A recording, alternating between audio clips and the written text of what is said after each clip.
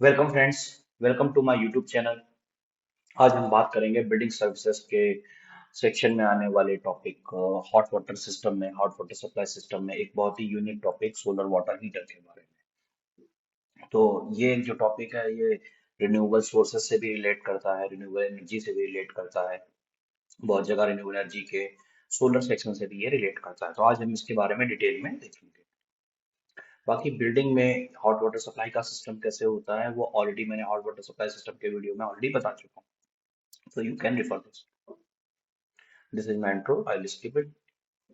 So this is my presentation outline. So I'll start with the general, then advantages, then design consideration, some sizing of system, calculation, technology, choice, then again classification system, then some project and installation issues, then end with the references. So in general की बात करें, देखिए हम सब जानते हैं कि जो सोलर एनर्जी है वो हमको एज अ नेचुरल रिसोर्सेज के केसेस में आती है, उन केस में अंदर अंडर आती है। तो देखा जाए तो मैं अगर हर ज्योग्राफिकल लेटीट्यूड और लॉन्गिट्यूड की बात ना करूं तो उसके अलावा भी जितने मोस्टली जो पोर्शन हमारे अर्थ का है उस पर हमको एक बहुत ही रिच अमाउंट में मिलती है और वो भी फ्री ऑफ कॉस्ट। ठीक है, जिसको हम लोग यूटिलाइज नहीं करते हैं, लेकिन अगर हम उसको करेक्टली यूटिलाइज करें तो जो हमारा ह्यूमैनिटी है, ह्यूमन सोसाइटी है, उसके लिए बेनिफिट में जाएगा। सो उसी के साथ में एक बहुत पॉपुलर डिवाइस है जो कि सोलर एनर्जी को यूज कर करके वाटर को कन्वर्ट करती है, सोलर सोलर की हीट को और वाटर में, ताकि जो हमारा वाटर में हमको रिक्वायरमेंट होता है हॉट वाटर सिस्टम, तो वो हमारा फुलफिल हो सके। ओके। सो इसमें जो है सोलर वाटर हीटर जो कंसिस्ट क्या है, कलेक्टर करता है, कलेक्ट करता है सोलर एनर्जी को। देन उसकी स्टोरेज टैंक में वो इंसुलेशन होता है जिससे वो वाटर स्टोर होता है। बेसिकली देखा जाए तो सन की हीट को its transfer into water. Okay. So this is the whole concept. इस सिस्टम को हम बेसिकली देखो, ये जो सिस्टम है वो डिपेंड करता है हमारी हीट रिक्वायरमेंट, वेदर कंडीशन पे obviously. And then heat transfer fluid की क्वालिटी कैसी है, स्पेस की अवेलेबिलिटी कैसी है, और साल भर का वहाँ का सोलर का रेडिएशन कैसा है। ओके। सोलर हीट वाटर के सिस्टम की बात की जाए कंपैरेटिवली, अगर हम कहीं और से अगर किसी और सिस्टम या किसी और फ्यूल के बेसिस पे अगर हम हॉट वाटर करते हैं तो वो इकोनॉमिकली नहीं होता है। ठीक है, क्योंकि ये हमारा फ्री ऑफ कॉस्ट सोर्स है।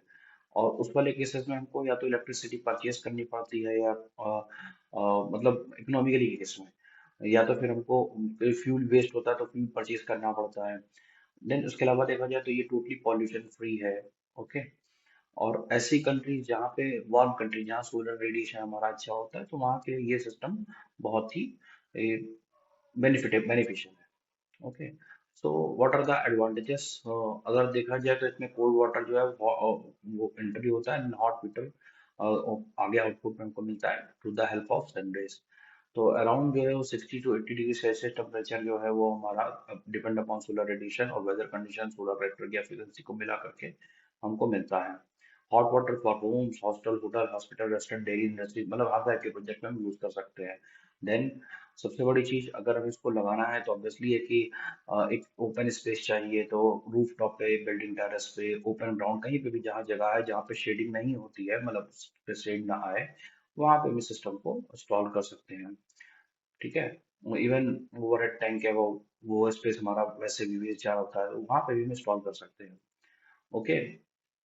अगर देखा जाए तो जो उसकी एफिशिएंसी होती है वो सबसे ज़्यादा सनी डेज में होती है, और फिर अगर क्लाउडेड है तो मॉडरेट रहेगी, और रेनी और हैवी ओवरकास्ट में जो है वो नहीं कुछ भी एफिशिएंसी होती है। तो ये एक बैड पॉइंट, मतलब निगेटिव पॉइंट भी है कौन से, अगर इस तरफ से देखा जाए तो वेदर कंडीशन के ऊपर बहुत कुछ डिपेंड करता है।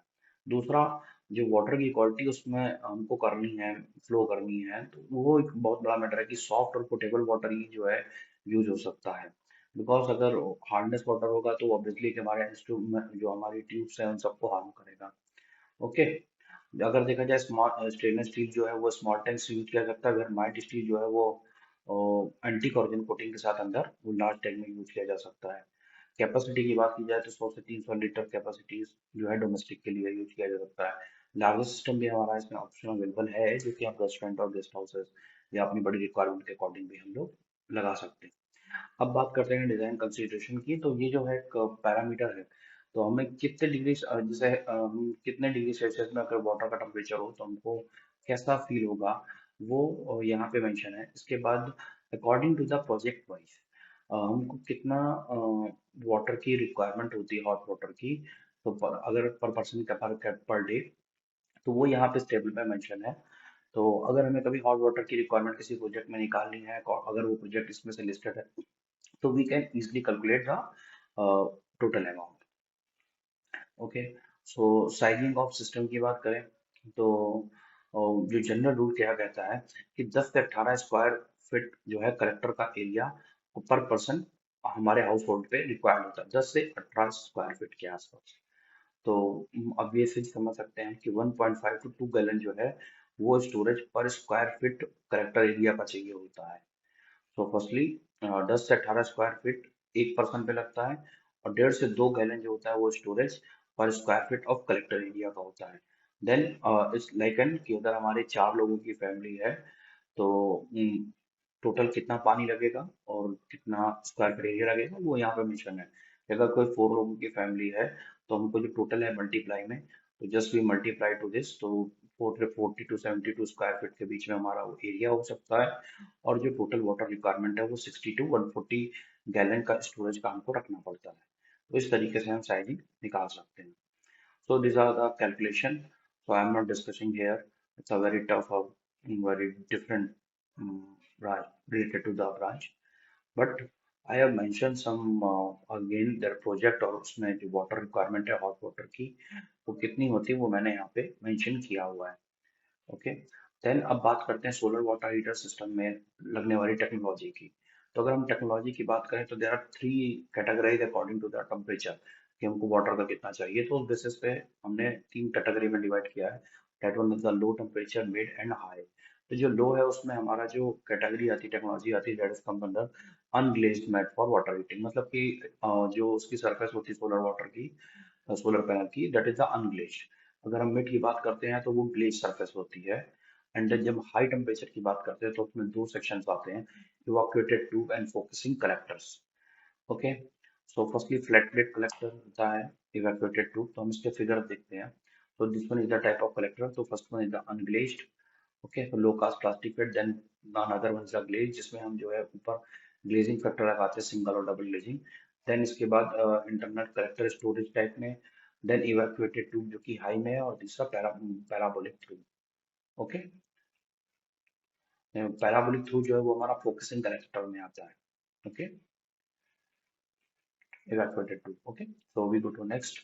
तो हम कलर इमेज के थ्रू समझ सकते हैं कि अगर इसमें देखते हैं तो ये this is the like an unglazed, this one is glaze surface, this one is parabolic through या फोकसिंग। तो इसमें जो है सेंटर वाटर और सेंटर की पाइप में वाटर जार फ्लो कर रहा होता है, और हमें पैराबोलिक फ्रेमिंग के थ्रू हम जो है सनरेज को एक सेंटर की तरफ डाइवर्टेड करते हैं, कलेक्ट करते हैं, जिससे जो है एक कंसंट्रेट वे में वाटर गर्व होता है। Then evacuated tube. So in evacuated tube में से वाटर को फ्लो होके निकालते हैं, जिससे पानी जो है वो सोलर हीट को एब्जॉर्ब करता है। ओके। अब बात करते हैं स्टोरेज टैंक की। तो स्टोरेज टैंक जो है वो बेसिकली देखा जाए तो कैरेक्टराइज है कि या तो डायरेक्ट होगा और इनडायरेक्ट होगा। तो इनडायरेक्ट में भी हम कह सकते हैं ओपन लूप और क्लोज लूप। ओके। इस डिपेंडिंग अपॉन की इनकमिंग वाटर कहाँ से आ रहा है, heated directly in the collector via heat exchanger, तो उसके ऊपर डिपेंड करता है। तो हम इसको डिटेल में जो है वो काफी आगे देखते हैं। बट हाँ, सोलर वाटर अगर मीटर है तो उसमें को उसका जो हमें डिजाइनिंग है उसको हमें प्रॉपर वेल इंसुलेटेड रखना, that is the first priority of the storage tank. Okay. तो अब हम सिस्टम टाइप में देखते हैं, जिसमें first one is the passive and second one the active. So active के 2 पार्ट है, open loop and close loop. उस ओपन लूप के 2 पार्ट है, डायरेक्ट और drain down. And close loop के 2 पार्ट है, drain brake and antifreeze. The same thing passive system की जब बात करते हैं तो इंटरनल करेक्टर, स्टोरेज और थर्मोसाइफन। तो हम लोग एक करके देखेंगे क्या होते हैं। तो अगर हम पैसिव सिस्टम में देखते हैं तो 2 है, internal character storage and thermosiphon. तो देख सकते हैं इंटरनल करेक्टर स्टोरेज के पास सीधे हमारा एक ऑक्सिलरी ट्रेनिंग टैंक में आ रहा है, उसी से ही कोल्ड इन और आउट हॉट जो है वाटर आउटलेट हो रहा है। बट थर्मोसाइफन केस में एक हमारा मेटल का ये टैंक है, ये यूज होता है। इसके थ्रू जो वाटर है वो हमारा थर्मोसाइफन के बाद ऑक्सिलरी टैंक में ट्रांसफर होता है। तो अगर ये सिस्टम जो है यूज होता है, that's comes under solar water heater system के पैसिव सेक्शंस में। अब हम बात करते हैं एक्टिव सिस्टम में। तो हम जस्ट फिगर में डिफरेंशिएट करेंगे कि किस तरीके से लूप बनते हैं। तो अगर यहाँ देखते हैं ओपन लूप, तो अगर ओपन लूप में देखें तो जो सोलर का प्री हेड टैंक है, ये हमारा डायरेक्टली बाहर कनेक्टेड है। तो मतलब बाहर की कोल्ड वाटर से इसकी पाइपलाइन आ रही है और ये यहाँ पे है, तो that is called the open loop. अगर जब हम क्लोज लूप और इसमें कंपैरिजन देखेंगे तो यहाँ पे देख सकते हैं कि जो उसका प्री हीटिंग वाला सिस्टम है, प्री हीटिंग टैंक के पहले, तो ऑलरेडी जो हीट ट्रांसफर हो रही है इस बॉक्स में, तो वो ऑलरेडी एक क्लोज लूप में है। ये बार बार जो है एक जैसे रिफ्रिजरेशन साइकिल बार बार कंटिन्यू होती रहती है, तो वैसे सेम जो है ये देखा जाए तो ये क्लोज लूप में हमको वाटर गर्म करता जा रहा है, गर्म ठंडा, तो उसके थ्रू ये हीट एक्सचेंज कर रहा है, then solar pre heat tank में आ रहा है।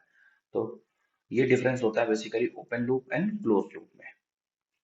Then the first one, the close loop में ये एंटी फ्रीज है। अब क्लोज लूप में ड्रेन बैक की बात करते हैं, तो अगर क्लोज लूप में एंटी फ्रीज और अगर ड्रेन बैक में देखें तो ये एंटी फ्रीज है जिसमें हीट एक्सचेंजर यूज हो रहा है, सब चीज इसमें सेम है, but they have an extra tank drain back.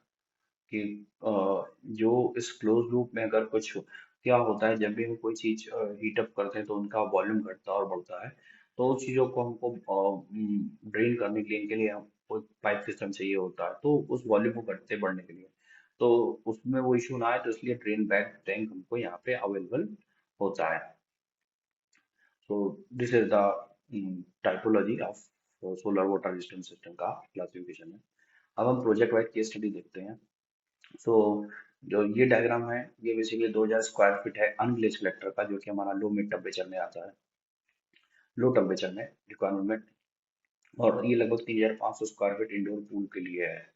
इसके बाद इधर देखते हैं 195 square feet flat collector, flat plate collector के लिए है। Okay, then 62 unit install active pump direct system. So this one is okay. This one is, I'm so sorry. This one, this diagram, 62 unit install, active pump direct system. Then this one is a three closed loop system with evacuated tube. So ये जो diagram है ये evacuated tube का है. Okay. Then this is a very large project जो कि 17,040 square feet का है, जिसमें पैराबोलिक थ्रू कलेक्टर लगे हैं, जो कि करंटली 23,000 गैलन जो है स्टोरेज टैंक के साथ है हॉट वाटर के सप्लाई के लिए। ओके, अब इंस्टॉलेशन को लेकर के इश्यूज क्या क्या आते हैं उनके बारे में एक बार देखते हैं। तो फर्स्ट वन ये है कि भाई सोलर कलेक्टर का ओरिएंटेशन कैसा है। सो एक जो इंक्लिनेशन सोलर का एक एंगल चाहिए होता है, उसकी एक स्टडी वो हमको इसमें रिक्वायर्ड होती है। देन इसके बाद application of solar water heating, कि भाई आपके एप्लीकेशन कौन से होने वाले हैं, रेगुलर वाटर की डे टाइम में क्या है, कब डिमांड है या किस टाइम, तो ये जो सारी स्टडी है वो उसके अंडर में आएगी। Then retrofitting of solar water heating system. Okay, then market में availability, then maintenance and expected life कि हम कितना कर रहे हैं। तो इसमें लिखा है ऑलरेडी कि अगर करते हैं तो properly maintain system should be at least 15 से 20 साल या उससे ज़्यादा भी जाता है। देन बिल्डिंग का स्ट्रक्चर कैसा है, स्पेस कंसिडरेशन कैसी है, देन प्लम्बिंग और ड्रेनेज की कंसिडरेशन कहती है।